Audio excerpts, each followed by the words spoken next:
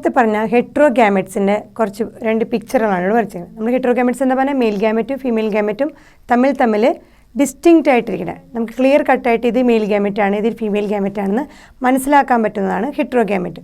ഹെട്രോഗാമെറ്റിൻ്റെ ഒരു കാറ്റഗറിയാണ് fucus.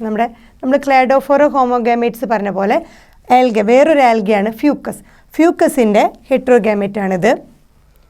Female ഗാമെറ്റും male ഗാമെറ്റുമാണിത്. നമുക്ക് ക്ലിയർ ആയിട്ട് ഇത് ഫീമെയിൽ ഗാമെറ്റാണ് ഇത് മെയിൽ ഗാമെറ്റാണെന്ന് ഡിസ്റ്റിങ്വിഷ് ചെയ്യാൻ പറ്റും.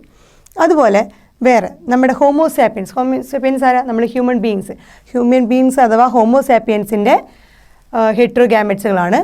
ഇത് ഫീമെയിൽ ഗാമെറ്റ് ഇത് മെയിൽ ഗാമെറ്റ്. ഇത് രണ്ടും ഹെട്രോഗാമെറ്റിൽ നമുക്ക് ക്ലിയർ ആയിട്ട് മനസ്സിലാക്കാൻ പറ്റും ഇതിലേതാണ് മെയിൽ ഗാമെറ്റ് ഏതാണ് ഫീമെയിൽ ഗാമെറ്റ്. അവർ മോർഫോളജിക്കലി ഡിസ്റ്റിങ്ക്റ്റ് ടൈപ്പാണ്. രണ്ടും നമുക്ക് വേറെ ഐഡൻറ്റിഫൈ ചെയ്യാൻ പറ്റും. അതുകൊണ്ടാണ് അതിനെ ഹെറ്ററോഗാമെറ്റ്സ് എന്ന് വിളിക്കുന്നത്.